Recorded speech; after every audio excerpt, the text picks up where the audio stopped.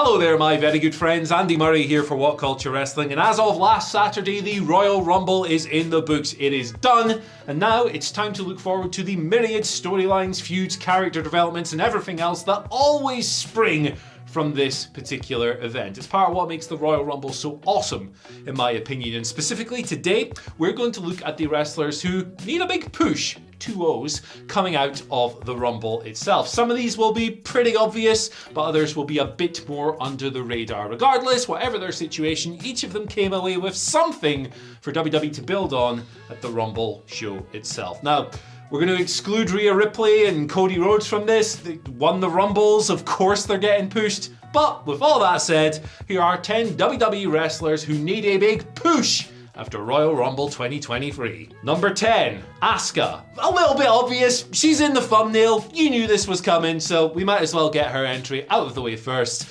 Asuka, 100% one of the best things on the entire show. I loved her comeback. I thought it was awesome. Taking that Kana imagery from her previous pre-WWE life, bringing it into the big bombastic sports entertainment world, I thought she came off extremely well. Now, she'd been teasing this on social media for a while, but it was still cool to see her showing up with the mask, with the new entrance, with the new theme, with the murder clown makeup. Of course, she made it all the way to the final 3 of the Women's Rumble as well. It all bodes extremely well. Now, Asuka is obviously great at wrestling. She's probably the best pure wrestler in the division. Now she has a fresh lick of paint. She has her first major character switch up since she joined the company. I think she's well equipped to make a run at whatever belt Rhea Ripley doesn't go for. At number 9, LA Knight. Yeah, I'm not cool enough to pull the gimmick off, but bear with me a second. Bray Wyatt, right? Wherever you land with this bloke, and I think most people are either firmly massive fans of him, or maybe it's not their thing, and there's very little in the middle. Either way, wrestlers who work with Bray Wyatt, particularly when the feud takes on a bit of a spooky, supernatural tilt, they don't always end up looking great coming out of it. And with LA Knight, given that he was elbow dropped by Uncle Howdy at the pay-per-view, there are reasons to be concerned. It would be a real shame, however, if that was the case. And I think with LA Knight, WWE have the opportunity to buck that trend coming out of a feud with Bray. Now, the guy put in a lot of hard work throughout this feud. He did a lot of the heavy lifting on the microphone, really. Week to week, he was providing some of the biggest highlights, even though he was kind of burying the gimmick a lot of the time. Either way, extremely entertaining guy. He could talk for days and is always I think you could get this guy to read a shopping list and it would be great. Maybe not the most refined between the ropes, but who cares? He got over in this feud and he can stay over if he gets a nice little push coming out of the Bray story. At number 8, Piper Niven. Bit of a vanity pick here. I just want to see Scottish people doing well, to be perfectly honest, but completely irrelevant to my personal biases. Piper Niven's really awesome, and I don't think a lot of people realise how awesome she is. It doesn't help that for the past year she's been bloody Dewdrop, one of the most bizarre ring names WWE has ever come up with, and to be fair, I don't think that as many people were looking forward to her versus Tamina in the Rumble as the commentators seem to think, but remove that bizarre marketing for a second. She's a really sick powerhouse wrestler. I love her work, have done for a long time, predating her time even in WWE. I think there's a lot more she could do than she's been able to show on the main roster, particularly so far. She's back now, she can have a new direction, she can move wherever the heck WWE wants, be it on Raw or SmackDown. There's an opportunity to do something here, and if they nail it, they can make a star of her. She's really great. Number 7, Logan Paul. I know this guy was just involved in screwing a bunch of people out of lots of money in some kind of bizarre NFT crypto scam or whatever, but yeah, I mean, there's plenty of evidence to suggest that maybe he's not the nicest human being on planet Earth, but we're talking about wrestlers who need to be pushed by WWE coming out of the Royal Rumble, and Logan Paul is definitely one of them. He is taken to wrestling quicker than almost anyone else in recorded human history. He had the great Roman Reigns match last year, and now him and Seth Rollins, if they do it at WrestleMania, or if they do it, I don't know, in a house show in Milwaukee, they're going to have a great match as well, because Seth is just tremendous in that kind of role, and Logan Paul is a complete natural. He appeared to set it up in the Rumble, which of course had him and Ricochet colliding in midair in what was simultaneously one of the dumbest and best spots I've ever seen. It makes sense as a blockbuster WrestleMania feud to have him involved, him and Seth, book it up, It'll be good. At number 6, Raquel Rodriguez. Raquel has had a good few weeks, honestly. She had the wonderful SmackDown Women's title match with Ronda Rousey to close 2022, and then she comes into the Rumble and she looks pretty damn good there as well. WWE presented her the way she should be, like a big dominant badass, and she can continue down that route coming out of the Rumble. I would spend a little bit more time building her up before throwing back into the SmackDown Women's title scene, but regardless, there's no reason that Raquel can't keep making a name as SmackDown's babyface monster on that roster.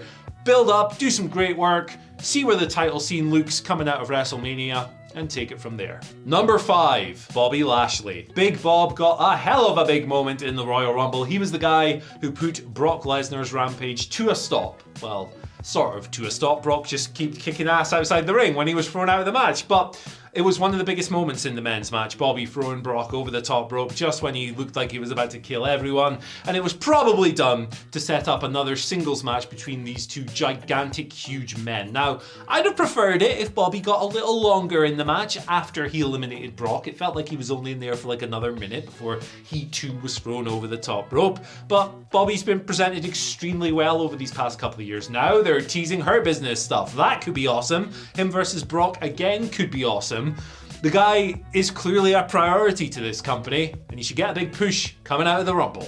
Maybe just beat Brock. Why the hell not? Number 4, Roxanne Perez. The reigning NXT Women's Champion, yeah, she's already getting pushed. I mean, she's got a belt. But it's on NXT, it's not as big a show as Raw or SmackDown, but I think Roxanne Perez showed in the Women's Royal Rumble she can hang. Like, she's 21 years old and she's already absurdly good. She came in and looked on a different class to some of the work that had gone on earlier in the match. Now, she was only in there for about 4 or 5 minutes. It wasn't a long run, but it was enough to suggest that when she hits the main roster, she is going to fly. And why wait? Why have her mucking it up on Tuesday nights any longer? Maybe you want to keep her down there until WrestleMania. Maybe she holds on to the NXT Women's Championship until Stand and Deliver and then moves up to Raw or SmackDown. Either way, it should happen sooner rather than later. Even despite her youth, she would immediately be one of the best wrestlers on the roster. It just makes sense, and if WWE book it right, they can make a real star on day 1. Not really day 1, because she was in the Rumble, but day 2. Yep. Number 3, Gunther. Again, this is one of the more obvious picks on the list, but the guy was in the Rumble for 71 minutes. He went bell to bell. He finished second to Cody Rhodes. They had that awesome mini match towards the end of the bout. He eliminated 5 people. He looked incredible. He was a wise choice because he's just such a professional, accomplished wrestler. There's nothing this guy can't do. He's the perfect person to hold everything together while chaos is going on around him. And the fact that WWE have put so much effort into building him up as Intercontinental Champion and then given him this spot in the Rumble suggests that big things are in his future indeed. I would take him and Sheamus in a rematch, honestly, at WrestleMania. Clash at the Champions was Clash at the Castle, sorry, not at the Champions, Andy, you div. One of the best matches I've ever seen live. It was sensational stuff. If they can recreate that magic at WrestleMania, give Gunther another couple of title defenses in between then, be great stuff, and you can shoot him into the main event scene whenever you want. He's going to be a made man. It's only a matter of time. Number 2, Damage Control. I thought that Damage Control looked really good in the Women's Royal Rumble, and you've not always been able to say that credibly about the trio since they came together. Their booking has been spotty. Sometimes it just feels like Bayley and her stooges. They lose a lot. It's not always ideal.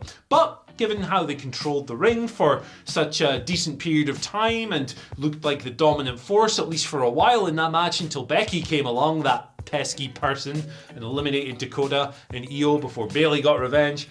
It's something to build on. It's something you can use to re-establish them as a real force on Monday nights. Last week, we had the cage match cut. That wasn't ideal, but it did at least give Io, Dakota, and Bayley an opportunity to look like they're just kicking ass and ruling the roost. That's what they need. They need more of that going forward. We need more tag team matches, trios matches, singles wins in particular. Triple H needs to get this one right. So far, bit of a disappointment from this stable, but you can absolutely right the course. And at number 1, Sami Zayn. Probably the most obvious pick of the lot, but I think there are so many interesting routes you can take with Sami Zayn now that it was worth talking about here. A lot of people might be clamoring for Sami to face Roman at WrestleMania. But the problem is Cody just won the Royal Rumble, so if you want to do that, and we kind of know they're going to fight already at Elimination Chamber, you need to find a way of doing that without making Cody look like a div. So do you do one on one night and the other on the other? Do you have a triple threat? Do you do something else entirely? And then if you pull Sami away from other things and put him in the Universal title program for Mania, what are you doing with the Usos? What are you doing with Kevin Owens? It's really mind-boggling to think how WWE are going to navigate this. How are they going to get Cody to be as hot and as over as Sami has through this Bloodline program in time for Mania? I don't know the answer, but I'm looking forward to finding out. I think this man's journey, he's a bit dead there, but his journey for the next couple of months is going to be extremely interesting. I think it'll go a long way to defining who Triple H is as a booker in the long term. I can't wait to take the journey, honestly. None of those options that I've gone through there are perfect. Some of them are stronger than the others. Let's see. Can they heat up the tag team title program with him and Kevin to be facing the Usos? Can that be a top level program on the same level of overness as all this good stuff going on with Roman? I hope so. And you know what? I'm optimistic. I think they can pull it off. Anyway, guys, that's us. Magical screen change in the background, technology. Thanks for joining us, and let us know in the comment section below who you want to see pushed coming out of Royal Rumble 2023. Don't forget to like, share, subscribe, and ring the bell for notifications. Then follow us on Twitter at WhatCultureWWE and myself at Andy H. Murray, where you can tell me how wrong I am. Goodbye.